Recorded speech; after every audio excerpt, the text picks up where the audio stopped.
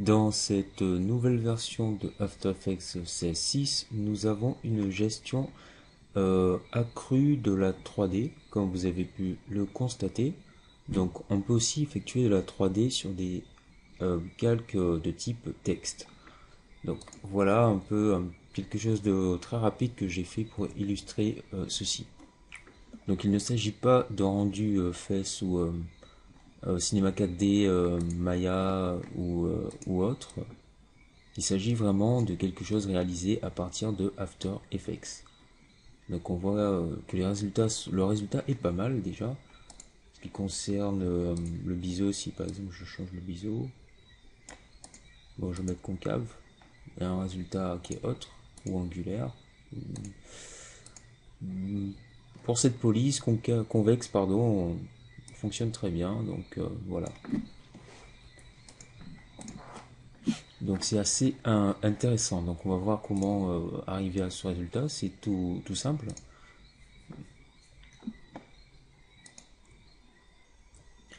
Donc je vais juste supprimer cette composition, voilà, pour tout refaire.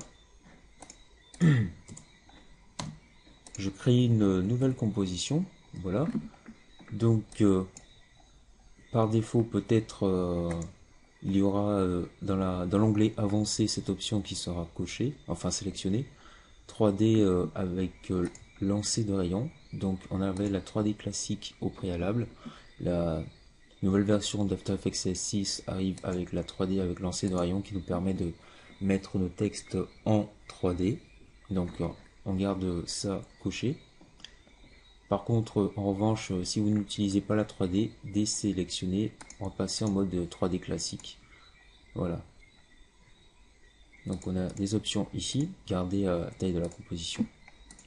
Donc j'ai choisi une résolution inférieure à celle que j'utilise d'habitude qui est HDV, HDTV pour un rendu beaucoup plus rapide et voilà.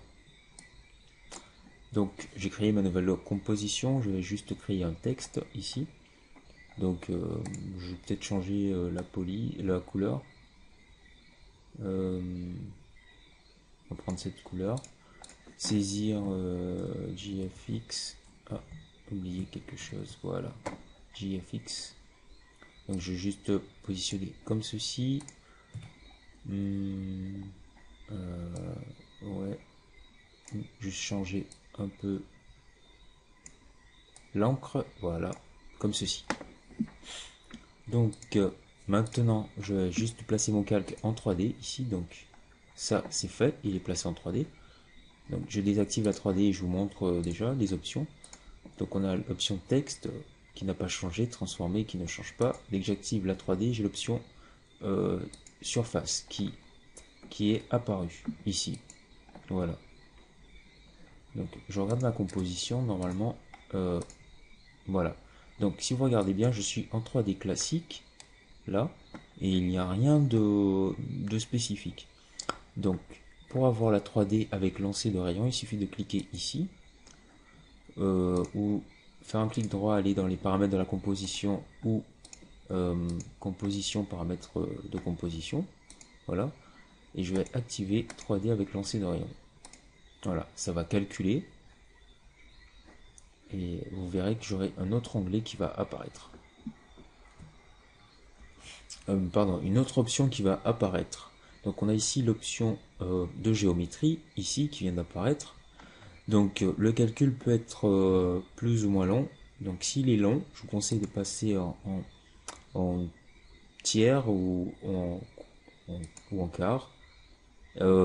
Ensuite, de changer ici, si vous êtes par défaut désactivé qualité finale, de passer soit par résolution adaptative si vous avez suffisamment de mémoire vidéo, ou passer carrément sur ébauche rapide pour que ce soit vraiment beaucoup plus rapide. Et par la suite, vous allez voir un rendu. Donc on va utiliser ébauche rapide. Voilà. Donc option de géométrie. Donc on a ici le biseau qui, si vous connaissez les logiciels de 3D, le biseau, vous savez qu'est-ce que c'est en fait, c'est, on va dire, une petite encoche qui se trouve une sorte de contour, voilà, autour des lettres. Donc on va pour l'instant mettre aucun biseau. On va le voir par la suite parce que là on va pas très bien le voir.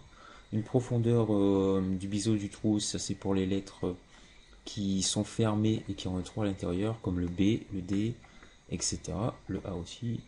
La profondeur d'extrusion, on peut l'augmenter, mais on va pas voir à quoi ça correspond. En fait, c'est l'épaisseur. En fait, là, si j'augmente, je ne vois pratiquement rien. Enfin, on voit pas trop. On voit quand même, mais bof. Voilà. Donc, on va juste changer la position de la caméra. Je vais sur vue, la première vue ici, et là, on voit le changement. Donc, on passe de 0 à quelque chose. Ici, je vais juste prendre ma caméra ici, on orbite ma caméra pour la faire pivoter, pour voir ce que ça donne, faire un petit zoom. C'est un peu crado, augmenté à intégral, voilà, donc bof, comme ceci. Ensuite, juste passer sur résolution adaptative pour avoir un meilleur rendu quand même, ça recalcule.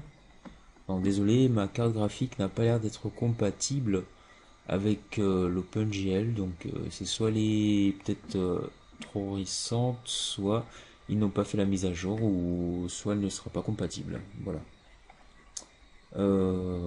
Ça c'est fait. Donc j'active le biseau ici concave, par exemple, et je vais augmenter, voilà, comme ceci, et j'attends que ça recalcule. Donc je vous épargne les calculs du logiciel, comme ceci.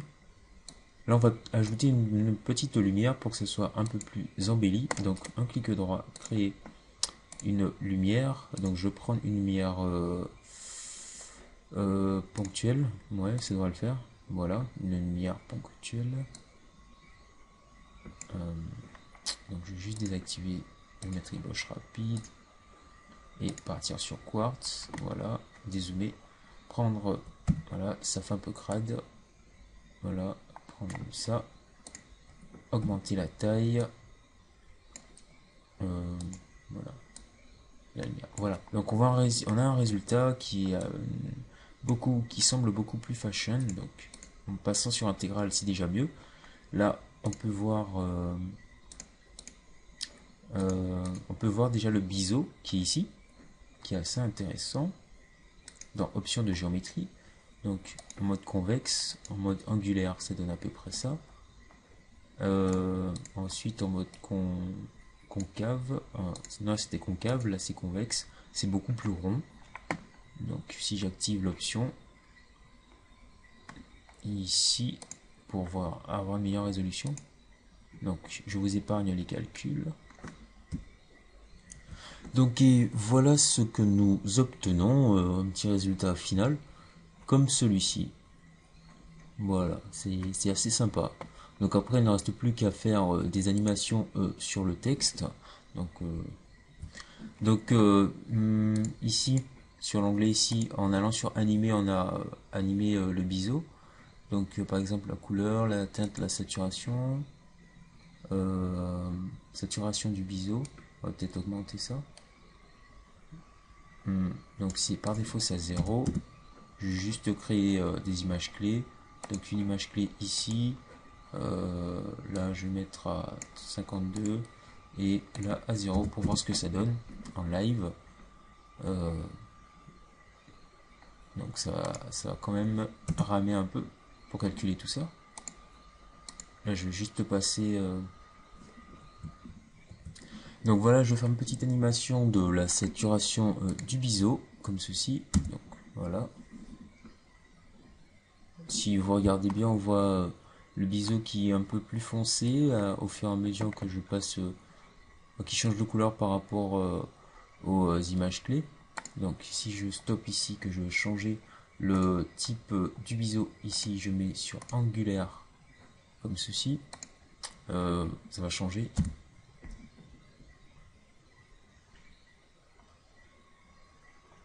Voilà, donc j'aime pas trop angulaire, mais bon, ça on voit le résultat. Donc on va se retrouver dans une autre petite nouveauté tout à l'heure.